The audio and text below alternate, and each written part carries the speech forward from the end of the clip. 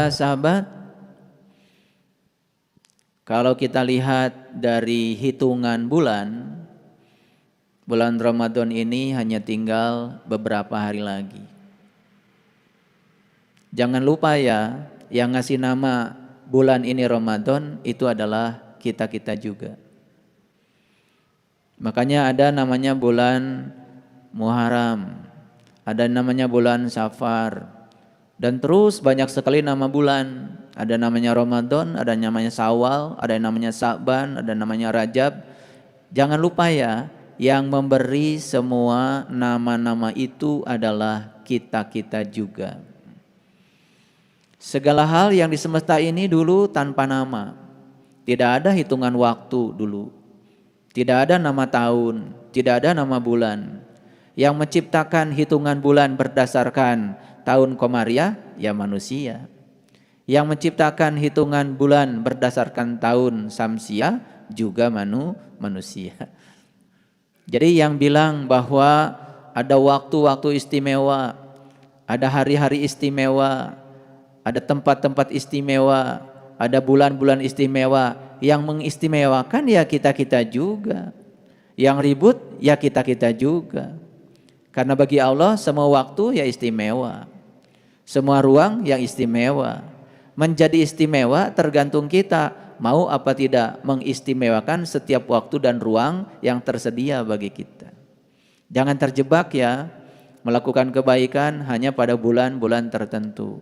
Di bulan lain tidak melakukan kebaikan karena ya bulan lain oleh kita tidak diistimewakan. Bulan tertentu oleh kita diistimewakan. Yang mengistimewakan kita, yang ribut kita, yang sibuk kita, kan bukankah semua ciptaan kita sendiri? Cuman banyak yang tidak menyadari itu. Oleh karena itu bagi saya ya, kalau Ramadan itu adalah saat di mana manusia merasa punya kemampuan melakukan kebaikan, harusnya kan Ramadan itu bukan 1 bulan. Ramadan itu harusnya 12 bulan. Kalau pintu surga hanya dibuka 1 bulan, berarti pintu surga tutup dong 11 bulan. Ya susah banget masuk surga, karena masuk surga harus nunggu bulan Ramadan. Apa orang yang berbuat kebaikan di bulan Muharram tidak masuk surga? Apa orang melakukan kebaikan di bulan Sa'ban tidak masuk surga? Siapa yang membuat ya terminologi itu? Kan kita-kita juga.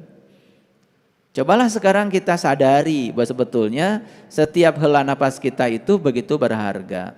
Setiap ruang dan waktu juga begitu berharga. Menjadi berharga tergantung cara kita memanfaatkan setiap ruang dan waktu kapanpun. Jadi ya jangan terjebak oleh paradigma seakan-akan ada waktu istimewa. Jangan terjebak oleh paradigma seakan-akan ada tempat istimewa.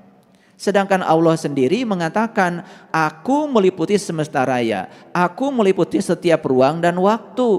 Jadi sebetulnya setiap ruang dan waktu ya istimewa, karena di situ ada kehadiran Allah yang maha istimewa. Ada yang mengatakan katanya tempat istimewa supaya doa-doa diijabah itu tempatnya multazam. Multazam di Mekah pun tempatnya sempit. Hanya ruang di antara Hajar Aswad dengan pintu Ka'bah. Selebar itu ruangnya.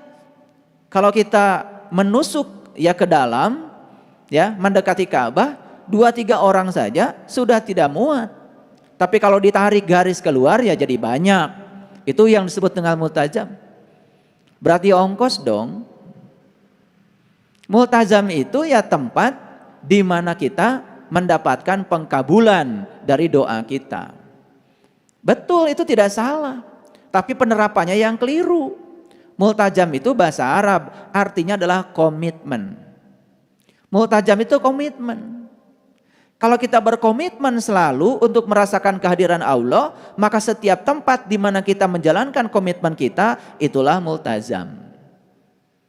Doa artinya adalah undangan, bukan permintaan. Bagaimana mungkin kita yang tidak tahu, kemudian mengatur-ngatur, ngajarin Allah yang maha tahu. Kan gak masuk akal. Jadi multajam itu adalah komitmen. Komitmen kita dengan diri sejati kita. Kalau kita punya komitmen untuk tetap berada di orbit dari diri sejati kita, mendengarkan nurani kita, mendengarkan titah dan perintah kebenaran yang ada pada diri kita, itulah multazam. Mau tinggal dimanapun, di ruang manapun, bisa menjadi multazam. Bukan suatu tempat yang diistimewakan di tempat tertentu. Jadi oleh karena itu agama itu kan akal. Karena agamanya itu akal, agama itu harus masuk akal. Yang tidak masuk akal, jelas dong sumbernya bukan dari agama. Itu dari itu dari kebodohan kita sendiri. Karena kebodohan itu kerap kali menjadi penghalang untuk kita menemukan kebenaran. Ada 3 penghalang seseorang tidak menemukan kebenaran. Yang satu namanya keserakahan. Yang kedua namanya kebencian. Dan yang ketiga namanya kebodohan. Atau segala hal yang menciptakan kekeliruan. Cobalah renungi kata-kata saya. 3 itu benteng penghalang manusia untuk menemukan pencerahan. Yang satu keserakahan. Karena orang serakah itu selalu tidak pernah damai. Karena seberapapun yang dia miliki selalu tidak merasa rasa berkecukupan. Makanya dunia ini tidak akan cukup untuk satu orang yang serakah. Tapi dunia ini akan cukup buat 8 miliar penduduk bumi. Asal semuanya bersyukur.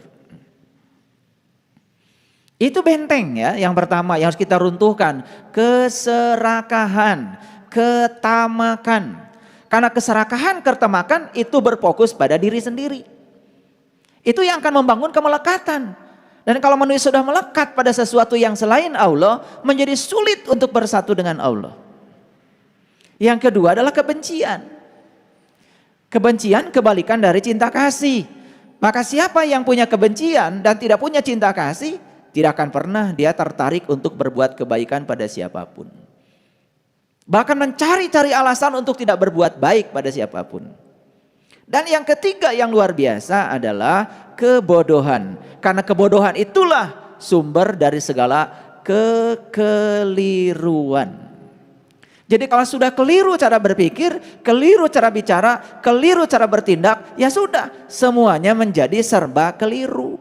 Apalagi ketika melakukan kekeliruan tetapi tidak merasa dia melakukan kekeliruan. Karena apa? Ketidaktahuannya itu dibungkus dengan segala kain kehormatan. Yang paling berbahaya adalah manusia yang tidak tahu. Tetapi dia tidak tahu bahwa dia tidak tahu. Karena apa? Dia bungkus ketidaktahuannya dengan segala gelar. Ada manusia yang bergelar di balik gelar akademiknya. Senang menggunakan gelar akademik. Dipamerkan setiap saat bahwa saya siapa. Tapi isinya kosong. Ada orang yang senang menggunakan gelar kehormatan di masyarakat, status sosial. Itu hati-hati, itu adalah pelindung diri, kain kehormatan yang akan membuat kita semakin menjijikan dalam kehidupan ini. Karena apa? Kita menjadi tidak tahu bahwa kita tidak tahu. Makanya beruntung bagi kalian yang tidak tahu, tetapi tahu kalau kalian tidak tahu. Maka setiap saat mengosongkan diri untuk diberitahu. Makanya menjadi orang yang mudah dinasehati itu berkah semesta. Sekali lagi, menjadi orang yang mudah dinasehati itu berkah semesta. Orang yang keras kepala, sulit dinasehati, itu sudah menutup berkah semesta. Para sahabat, oleh karena itu saya akan berbicara hari ini tentang merawat Ramadan pasca Idul Fitri. Dan kalau saya membuat judul, perhatikan. Setiap kata pada judul itu harus dipahami. Satu, merawat. Kalau merawat itu kan satu ada yang dirawat, satu ada yang merawat. Kan gitu. Jadi kalau merawat, apa yang mau dirawat? Kita sudah menjalankan berbagai macam aktivitas selama bulan Ramadan. Ramadan dalam pengertian bulan. Bukan Ramadan secara hakikat. Karena secara hakikat Ramadan itu menurut guru-guru suci hurufnya ada 5.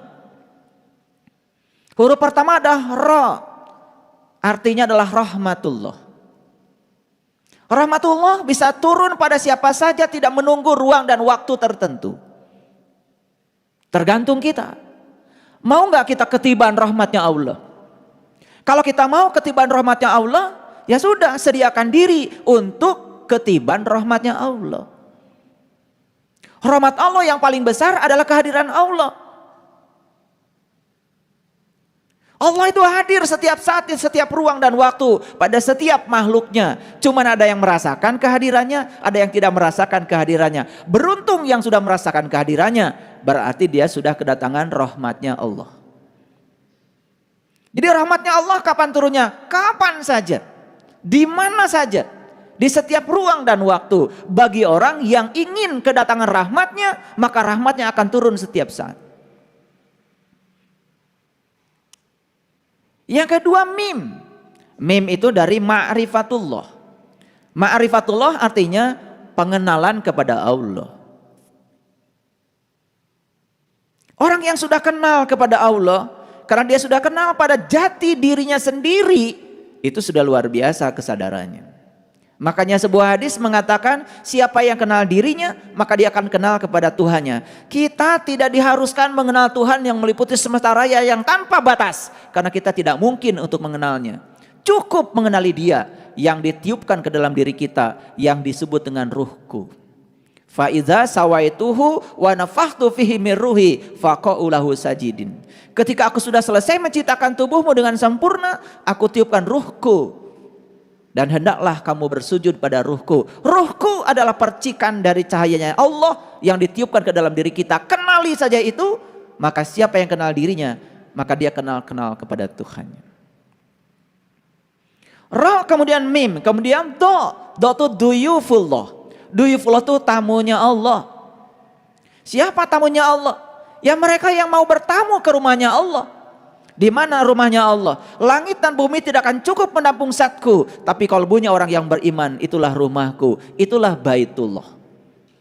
Jadi baitullah yang sebenarnya ada pada diri setiap insan, ada diri pada setiap makhluk, terutama makhluk yang bernama manusia. Makanya manusia dengan binatang bedanya cuma satu, sama-sama punya baitullah, tapi yang satu bisa menggunakannya, yang satu tidak menggunakannya. Maka di Quran dikatakan, ya, manusia yang punya baitullah, punya qalbu, tetapi tidak digunakan untuk memahami, melihat dan mendengar, maka derajatnya sama saja dengan ulaika kal an'am.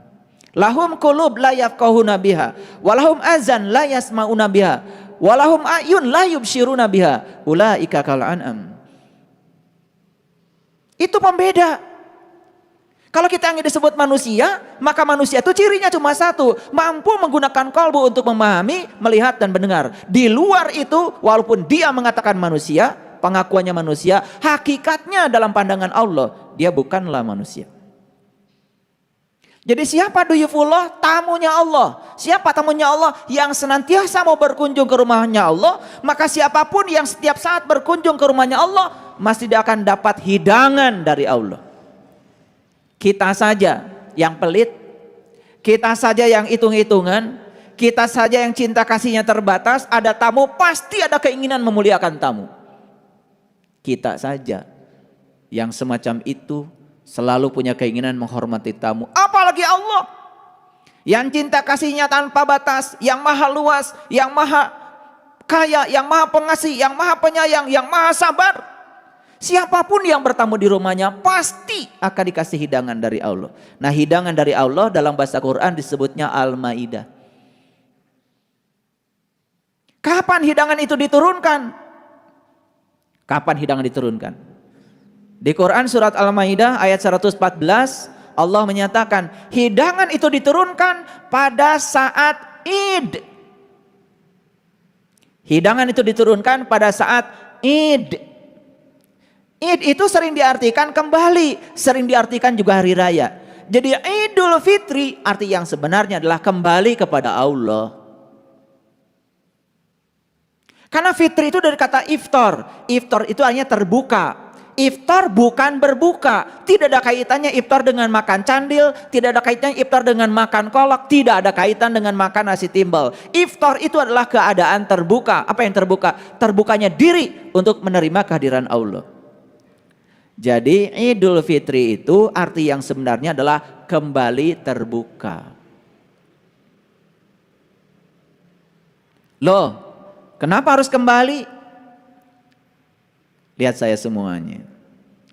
Dulu kita terbuka kepada Allah.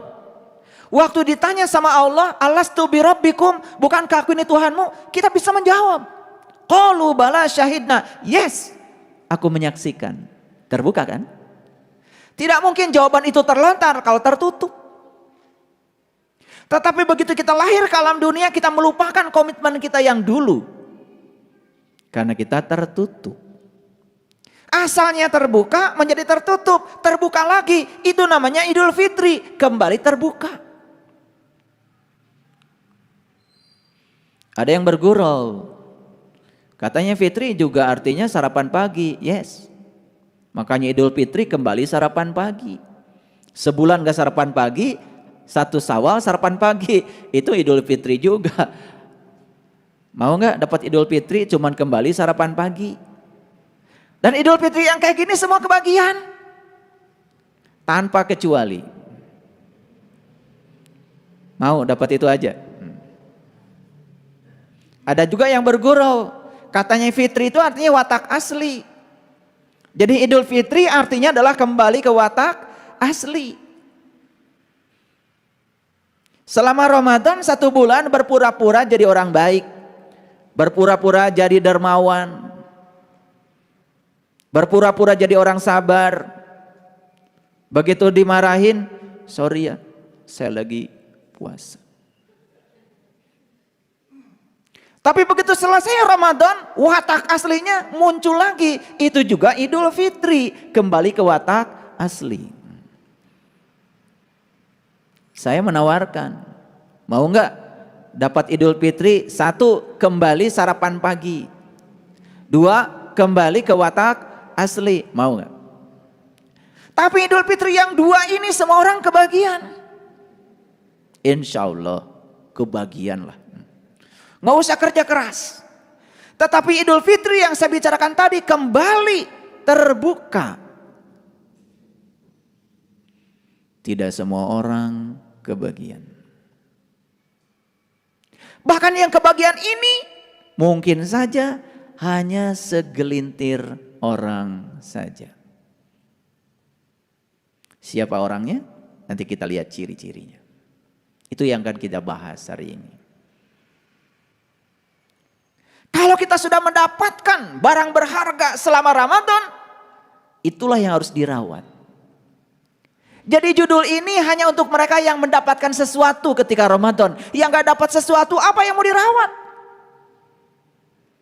Karena merawat itu harus ada barangnya. Jadi jangan sembarangan. Karena saya kalau ngasih judul gak sembarangan. Saya itikaf dulu. Bukan kayak kalian itikafnya pergi ke masjid. Saya itikaf tetap aja di sini karena masjid saya di sini. Hening bening.